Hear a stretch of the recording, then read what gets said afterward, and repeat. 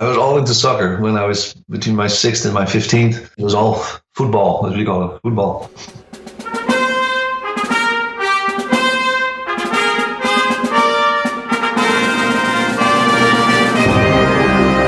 Hello, everyone. Welcome to Everything Band, a podcast that features conversations with composers, conductors, and performers of music for winds and percussion. My name is Mark Connor. I'm a composer, and this is episode 42. Joining me is composer and conductor Johan De Meij.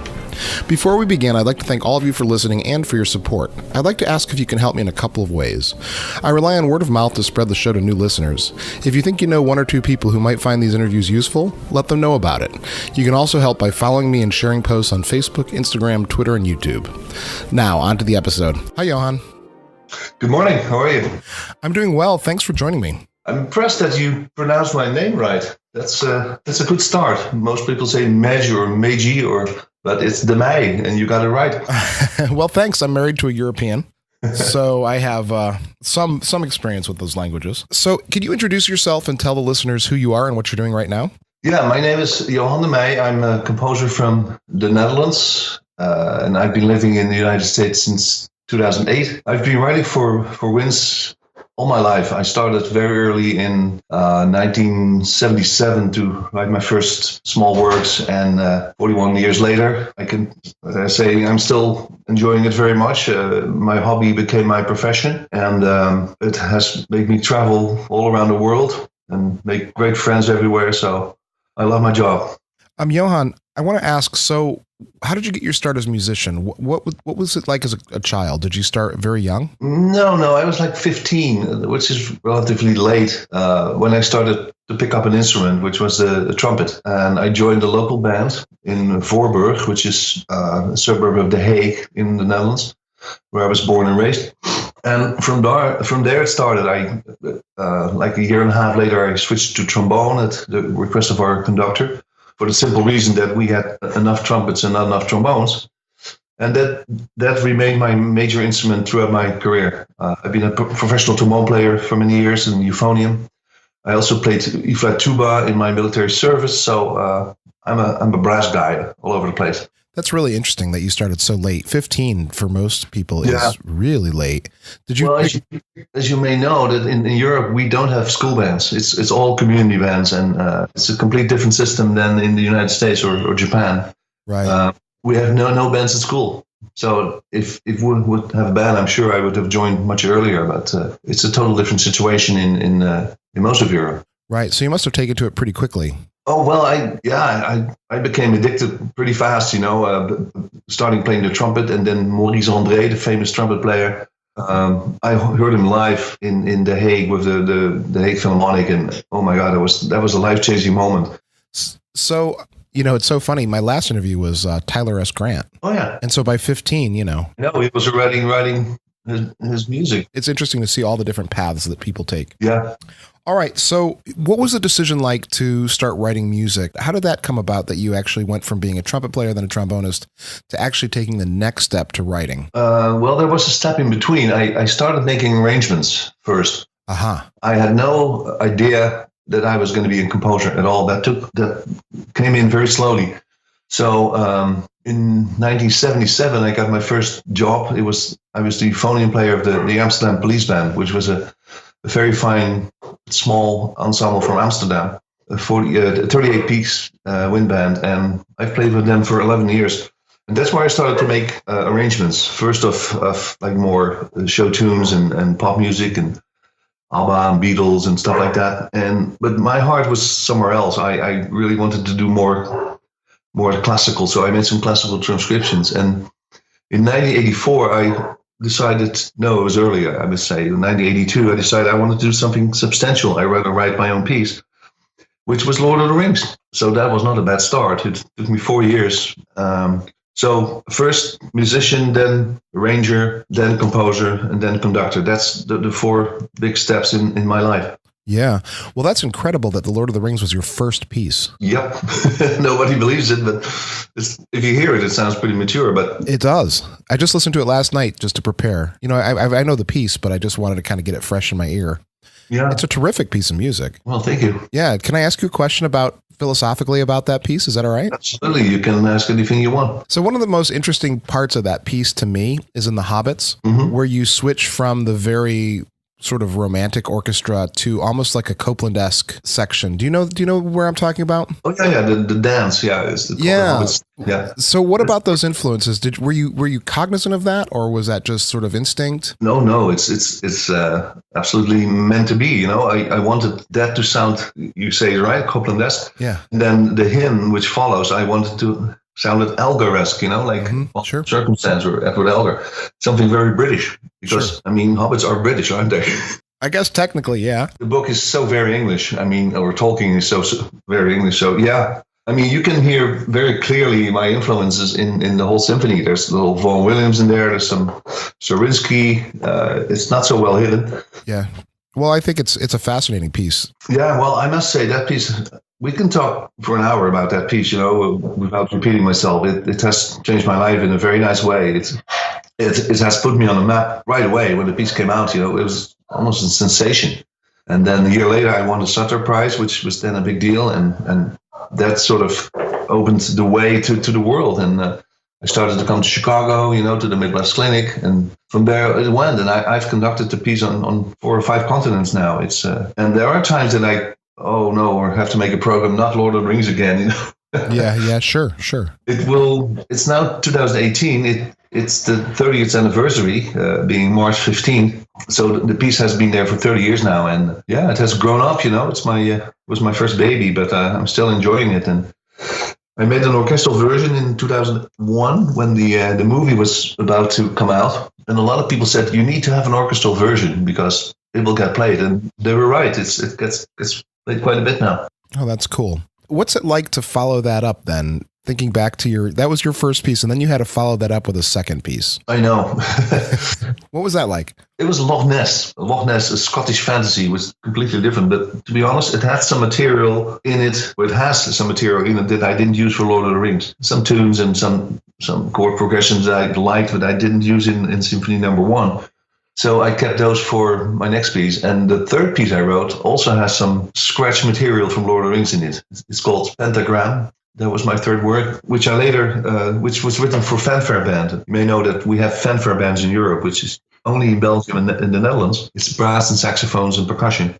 And I later rewrote a piece for Wind's Orchestra under the name of La Quintessenza. But that has a little tune in it, which actually was the first Gollum. And it wasn't Gollum enough, so I put it aside and I thought, I'll recycle it into another piece. And that's how it happened.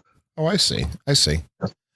But so, it was not hard to write something, if that's what you're trying to say. It must be hard to come up with something else after Lord of the Rings.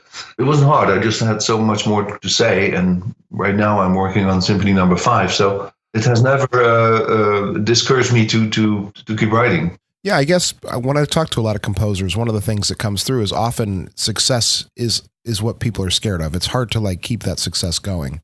And so kind of what I was asking is, with such a huge hit like that, was there any intimidation for the second piece? And it sounds like no for you. Well, right now, this is funny, Mark. Right now, there's a challenge because I'm writing, as we speak, Symphony No. 5, and it's called Return to Middle Earth. So I'm back 30 years ago, and it's based on not on the Lord of the Rings, but on Middle Earth in general. So it's going to be a Lord of the Rings kind of piece, but with some thematical connections, but very, very subtle, and it's completely different. It has choir, it has a soprano solo. It will have more than 5 movements, I think. I don't know yet. Wow. That's a challenge because a lot of people will start comparing it with No. 1, and yeah, sure, and they may, but it's going to be totally different. And I'm sure people say, "Oh, I like No. 1 better," but so be it. We can't please everyone all of the time. So. Exactly. Let me go back, because you and I had a conversation at the Hilton in Midwest about music in the Netherlands. And I think that's really fascinating for the American listeners. Can you kind of give a little bit of a background of what the band tradition and the music tradition looks like in Amsterdam, at least for winds? Well, not in Amsterdam so much. The best wind band comes from the tiniest villages. That's sort of a beautiful tradition that we have. And like I said, we don't have school bands. There are some university orchestras, so symphony, but 95% of our bands or wind orchestra world are community bands. Some very good ones. We have like 3,000 bands all over our little country, which is as big as the state of Delaware. So every town, every village has at least one band, and sometimes there are two, and they're competing the hell out of each other, which has made some of the bands very good. A good example is the little village of Thorn, Thorn in the south, and there are two incredible bands from Thorn, the St. Michael and the Royal, the Koninklijke. And they are competing for decades. They always want to be the best, and they are both playing at a very high level. So no school bands, very good community bands. It's an important thing. They play at processions, and they play outside, and what bands do. But also more and more they're getting to the podium, and that's where my heart is. I'm not big into marching bands or uniforms and stuff like that. My heart is where the real wind orchestra should be. That's on the podium, and playing original wind music. That's where I'm most attracted to. Has anyone done? I'm sure someone has, but has anyone done a marching show based on your music? Oh yeah, many. In the beginning, a lot of people just went ahead and did it without my permission. Sure. But now they abide to the rules, so that's good. So tell me about conducting. So how did you become involved as a conductor? I don't play anymore. I stopped playing when I moved to the United States in 2008. I still play a little bit, just for fun. But conducting sort of came automatically with the writing. I had to go to rehearsals and rehearse my own works, and I conducted a few bands in the Netherlands, and it just started from there. And I actually got a degree at the Royal Conservatory in The Hague for conducting, besides trombone. So, and it's good to be versatile. I think it's important if a composer can conduct his own work, it's an absolute plus. And that's what I'm doing all the time now. I travel the world to conduct my own works, and although I love to do other people's works as well, like I said, I'm going to do Lord of the Rings many times this year because of the anniversary, and every time I'm excited about it. But I also like to do new stuff, and especially from other composers. So, but they usually invite me to do my own works, which I understand. And yeah, sure. So let's talk about publishing and self-publishing. Now, I know that you have your own music company. Mm-hmm. How much of your music is published commercially, and how much is your own publications? Well, I started in the same year as the Lord of the Rings came out with my own company, Amstel Music, and I've published everything with Amstel Music since then. My early arrangements were published with Molenaar, which is a Dutch publishing house, in the 80s. But when Lord of the Rings came out, I decided to start for myself, and I think I was one of the first self-publishing composers then. Right now, it's quite a trend to do it for young composers, and I think it's a great thing. Mm-hmm. With modern technology. But in 1988, the first notation program came out. Remember? Yeah, sure. Yeah, Professional Composer, right? Yeah. Yep. I had Professional Composer and the early finale way back when. Lord of the Rings, the score is made in Composer. Oh my goodness. Yeah, it's not perfect, as you can tell. I did all the slurs and all the grace notes by hand because they look horrible. So I didn't do it myself, though. I had somebody do it, and I said, don't do the slurs, don't do the crescendos. So those are all handwritten in later on. So have you thought about resetting it in finale at any point? No. It's a huge project. Yeah, we're still using the Symphony version was put in finale. Mm-hmm. Yeah, I didn't do that myself either. I did everything by hand until 2005. Yeah, in 2005 I started to realize I need to do this myself because it was so time consuming. The corrections and sending it back. Again, every 8 note, if there was a wrong note, I had to send it back or call the guy. And so I'm now a Sibelius person, and I like it very much. It's very convenient. Mm-hmm. Yeah. So what's that like? Did you fulfilling those orders in the early years? Were you doing all that yourself? Yep. Doing all the copying at the Kinko's or the shop or wherever? Well, no. I had it printed professionally, but I had a large house in Amsterdam, which I still own, and the whole basement was was the storage or the shipping department, so to speak. So the early days, I would walk to the post office every day with a couple of boxes, and they went to Norway, Japan, and America, and you name it. That's great. Until 2000. In 2000, I hooked up with De Haske, which is now Hel Leonard in Holland, and they started to do the distribution and promotion, and they still do, which is very convenient. So oh yeah, that saves you a ton of time, I'm sure. Yeah. Yeah, that's the question a lot of composers are asking. Like I mentioned, I talked to Tyler recently, and he was saying that, he only has 5 self-published pieces, but it's a tremendous amount of work to manage that.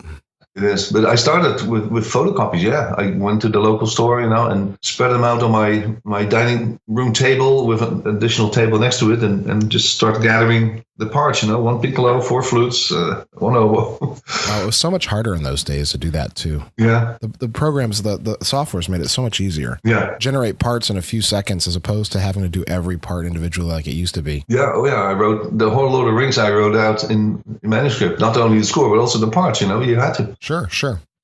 So how much, I know you conduct all around the world.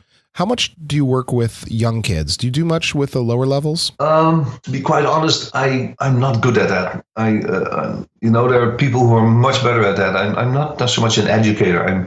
I don't know what to do, if they sound horrible. I don't know how to fix it. And some people in our profession are incredible how they do it. I really admire those, but I try not to take gigs anymore with like middle school or I don't know what it sounds snobbish or something, but I'm just not good at it. Yeah, no, I understand. And it's not fun. I mean, artistically, I don't gain anything. It only gets frustrating, if it doesn't sound well, then my music is not that easy. So I've done it a lot of times and I enjoyed it. The kids are great, but I more and more sort of protect myself and don't go there anymore because it's, for me, doesn't do anything, artistically. Well, I think that's okay. I mean, for me, most of my music is young music because I feel more comfortable in that world. So I think it's individual. Yes, absolutely. And it's very important. We need good, easy music. And I can tell by experience, that's the hardest thing there is, Well, I would say it's pretty hard to write The Lord of the Rings. Writing good, easy music, I think, is even harder. You know what I'm saying? Interesting. I think, as we all sort of niche ourselves down and specialize, we get good at what we do. Yeah. I think that's interesting. If you're so limited, in you can only use an octave and a half at best, and you cannot use complicated rhythms and range, you're so limited. I always compare it to, when I have to explain it to people who are not so much into music, I say, well, compare it to, I'm asking you to write a poem or a little story, but you're not allowed to use the E and an A and the T and the S. Go ahead. It's like those children's books where they have like just 130 words or something. Exactly. Yeah. That's comparable. And that must be very hard to do, Yeah, no question. So you mentioned about protecting yourself, and I think this is really good advice for musicians. And so what you're saying is you're playing to your strengths. Yeah, I'm better. I feel better when I'm, with a mature college group or something where I can really, I become better too in what I'm saying, what I'm doing. And so the better the group, the better I get. And that's sort of the synergy that comes about. And I think that's good advice, actually, to think about that way. I mean, we all have to protect ourselves, whether we're in a classroom or in front of an ensemble or as a composer. Mm-hmm. There's it's not that it's not to take risks. Taking risks is good, but we also have to do what we're good at and make sure that we're serving our communities. Yeah, and I know my strengths and weaknesses, and one of them is that I'm not good in front of a beginning band. I've learned that by experience. Sure. How many commissions do you do a year, Johan? Like one. I'm very slow, and I've done a lot now, but 40 years. I'm a very slow writer. Mm-hmm. So I'm working now on Symphony number 5, which has to be done by September. And then I have one other commission, and the rest I tell people, no, I'm booked till whenever. I don't want to pile up 5 or 6 commissions. It makes me very nervous because, you start thinking about it and, oh my God. So yeah, 1 a year average. Yeah, that makes sense. You don't want to get too far ahead of yourself. No, absolutely not. Especially, and I think that the type of music you write it's slow to write that music. It's very dense and complex, and it takes time. Yeah, it does. And I always try to come up with something new. I don't want to repeat myself. And the more you write, the longer it takes to come up with something new, or something original. And most of those commissions, that when you do have one, they're from colleges or professional ensembles? It depends. It could be for a competition or it's mostly bands. I see. Yeah. I see. So now let's talk a little bit about the actual composition process. Now, I'm a composer, and some of my listeners will be, but most of them are going to be band directors. What is it like for you when you start a piece of music? What are the first things that you're doing? It's horrible. In what way? Because you start with this blank page and I have no idea where to go, and you think, "Oh my God, I run out of ideas." So no, I hate the beginning. So how do you get past that blank page? Just sit there and look at your keyboard and put down some keys and be grumpy and go get some coffee, come back, and don't give up. That's the only advice I can give. You just sit there. I'm in this process right now. I mean, I've finished 2 movements of the symphony, but I have to come up with the first movement, and I have no idea. But it will come. You know, it's a process, and that's how it goes. And I'm not that genius composer that the music just comes to my head and I just have to write it down. I just have to forge it from. I don't know where it comes from, but I just have to start from the very beginning. And it can be very frustrating, but I don't get frustrated anymore because this is the way it goes. Yeah, it sure can be frustrating. Speaking from my own experience, that's interesting that you say forging it. I think sometimes people do believe in that idea that music just sort of flows forth like Prometheus, and it really isn't that at all. It's a process, and forging is a good word. Yeah. So do you have any advice that you would give to young composers maybe? Yeah. One is don't put all your ideas in your first piece. Be very thrifty with your materials. I played in a group where we only played premieres. I've seen like 300 new works, and some of the things I noticed with especially young composers, they have so much to say, and they all try to do it in the first piece, you know, which makes it not consistent, and there's too much information.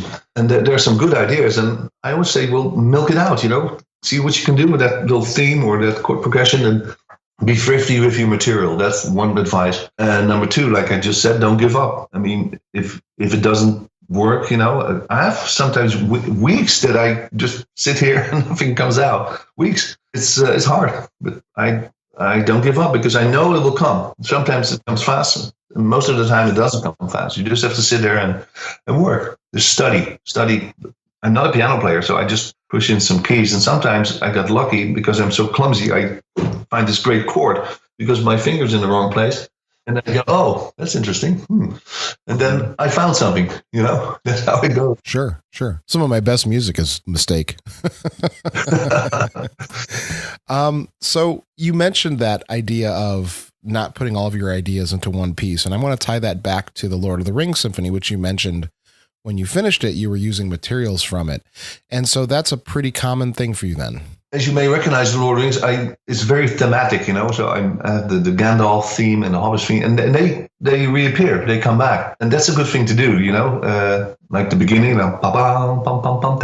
comes back like 3 times, you know, on purpose. And some of the material, the Gollum theme, you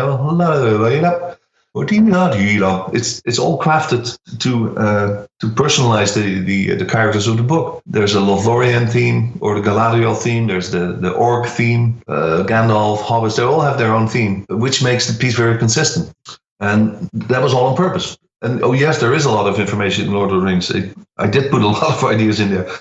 But if you go to number 2, Symphony number 2, Big Apple, that's much more minimalistic. It's very doesn't have much material. It's just repetitive and exciting, and da dee da dee. It's the second movement, you know, 4 notes, da dee da dee da da da da dee, and I just fill 18 minutes with it, and I don't think it's too long. It's just see what you can do with it. And I was very into the minimalistic in 1991 when I started writing it. The group I played with, we did a lot of minimal music, and so it became sort of fascinating about it. It was a commission for the U.S. Air Force Band, and they wanted a short overture. So I started writing, but it became longer and longer. So instead of 4 minutes, it became 36 minutes.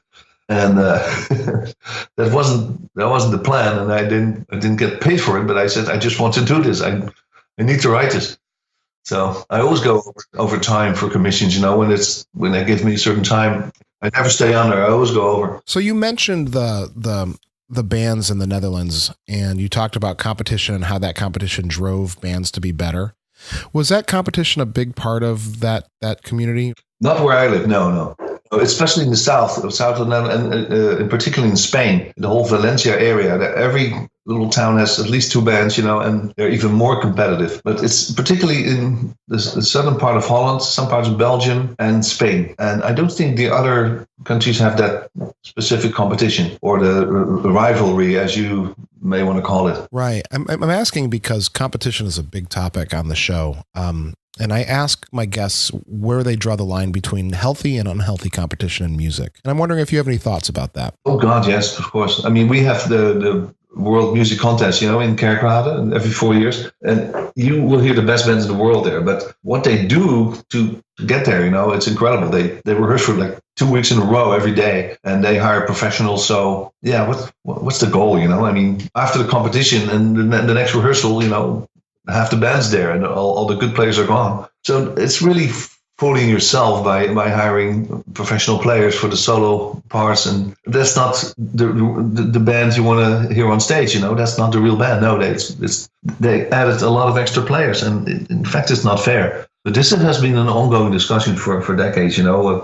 They started to register the musicians, and it's a long way to go. So in short, I would say competitions are good because it makes people study and practice and play incredible performances. But it has some negative aspects, like I just said, hiring professionals, and so you can't really judge the band as it is because they have so many extra players. What are the challenges that you think are facing the band world or the music world as a whole? Well, I think we're in a good time zone right now. I mean, there are many people are writing for wins now, and maybe a little too much actually. I mean, thousands and thousands of new works come out every year, it's hard to distinguish yourself between that.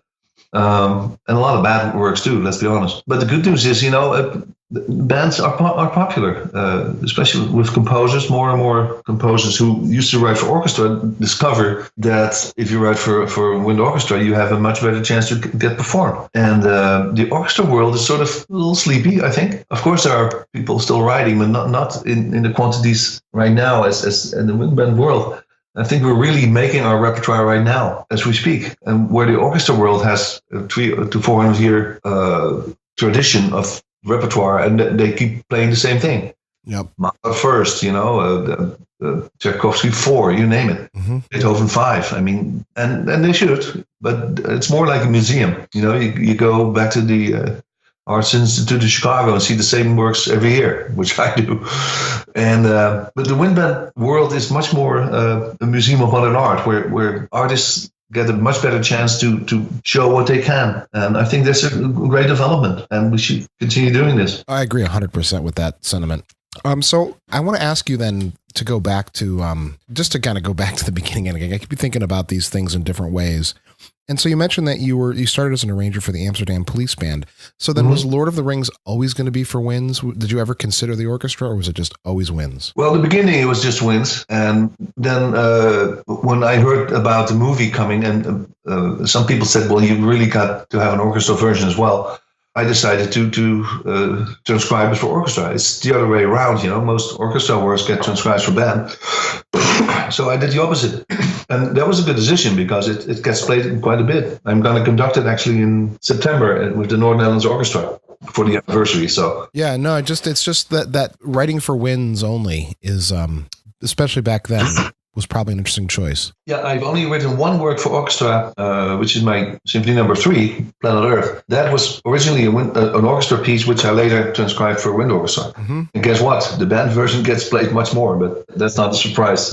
Right, sure. Especially, and you're well known in the band community too. People are looking for your work. Yeah, they do. What advice would you give your younger self if you can go back and replay something? I don't know. I think I would do just the same as I did now. It all sort of happened by coincidence or serendipity. I don't know. Did you have any sort of missteps along the way that you would share to sort of prevent other people from making those same mistakes? Or there are some works that I'm not so crazy about, and I never program them. So, but that's normal. I think look at Stravinsky. He wrote some works that are not so great compared to Rite of Spring and Petrushka and Firebird.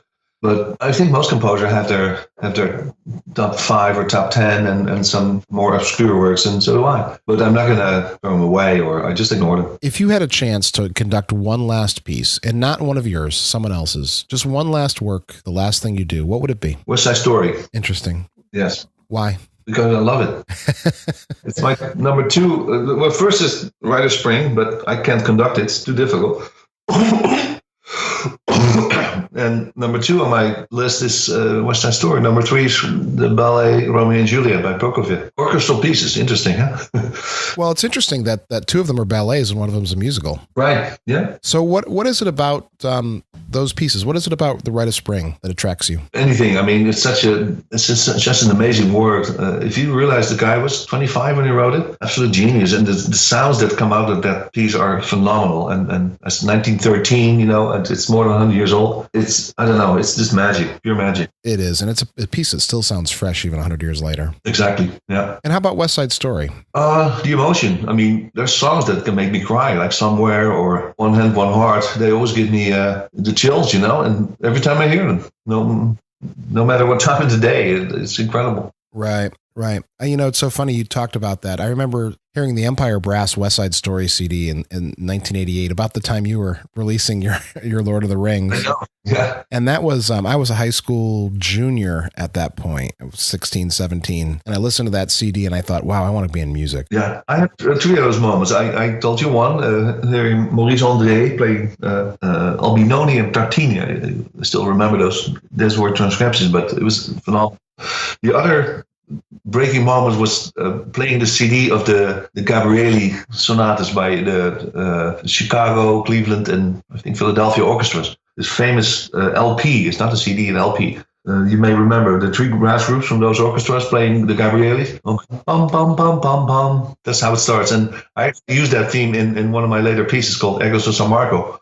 I'm playing with the echoes from that the 2 different brass groups, And the third was my first. I was like 9 years old or something. My mom took me to a brass band concert in the town where she was born, in more south in Holland. And it was the National Band of New Zealand, and I was blown away again. I go, oh my God, this is great, brass band and playing outside in a gazebo, and I still remember what they played. It was Light Cavalry by Frans van Soupé, But I was 9 years old, and then it took 6 years before I picked up my first instrument. Isn't that interesting? Started earlier, yeah. Were your parents musical? No. My mom was, yeah. She could read music a little bit, and she played organ in the church when she was young, and my father was not. But they've always helped me in my career and encouraged me to go ahead, and they were wonderful. Were they artistic at all? Not really, no. Yeah. Well, that's so great. It's interesting to see some of my guests have musical backgrounds, families that they're children of band directors, and some are just like you and I. My parents were not musical also. Yeah. Well, my mother was very artistic. She was great in embroidery and little painting stuff, not portraits, but like trays in old Dutch style. So she was very creative. My father wasn't. But I'm just the black sheep in the family. And nobody in my whole family is artistic at all, or composers or whatever, or performers. So how about your own work? I mean, we've talked about the Lord of the Rings. Is there another work that you would point listeners to? Someone who doesn't know your music? Oh, definitely. Yeah, I would say my personal favorites are my Planet Earth Symphony No. 3 and Casanova.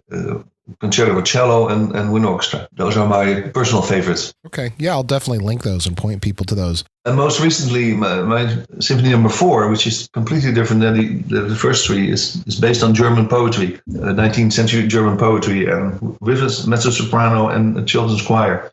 And I more and more become interested in writing for voice, I love it. What's that change been like? When did you start to do that? Symphony No. 3 has a female choir. That's the first thing I wrote for a choir. Then 4 has a children's choir and a mezzo-soprano. And like I said earlier, 5th Symphony is full choir and soprano solo. I see. Yeah. Have you written anything just for choir alone? Have you thought about that market? Not yet. And I don't think in markets, I just want to write when I want. Yeah, no, that comes clear that you've sort of forged your path by just writing the music that you're hearing and the music that you want to write. As opposed to sort of strategically planning it. I can think commercially, and I have to because I'm a publisher as well. But like writing Symphony No. 3, I thought, who's going to play this? Sure. Or even I thought that with No. 1, I thought, oh my God, this is way too difficult. Nobody's going to play it. Only professional groups can play it as well. That was wrong. Yeah, sure. Yeah, I guess I'm just thinking about that. You're so well known as a band composer, and you have some orchestral works, but there's this whole world of choir music. It's true, yeah, like Eric Whittaker and Rutten, but it's a totally different world. I don't even have time to think about it. Yeah, no, it's its own thing for sure. But integrating vocals in my orchestral works, I like very much, and I'll keep doing that for sure. So Is there anything you'd like to share or promote that we haven't talked about? Ooh, let me think. I think we covered quite a bit. So, no, I think so. Yeah. Excellent. All right, Johan, this was a terrific interview. I really appreciate you spending some time with me this morning. Absolutely, Mark. Thank you so much. And keep writing great stuff. I hope to. You too. And I'm looking forward to hearing. So September is you're supposed to complete it. When is the premiere? November 4th in Valparaiso, Indiana. It's actually not too far from where you live. No, it's just up. Well, it's up in the Chicago area, right? Yeah, it's Western Chicago. It's the commission came from the University of Valparaiso, and the reason I'm writing in Tolkien music again is there's a big Tolkien conference with lecturers from all over the world and professors, and so they all know Tolkien very well. Oh wow! And, I have to tell you that the choirs and the soprano are singing in Elvish. No way! I've been studying Elvish for quite a while now, and I found a woman in Cleveland who is fluent, and she helps me translating and putting the right syllables in, and it's exciting. It sounds absolutely gorgeous. It's like sort of Celtic,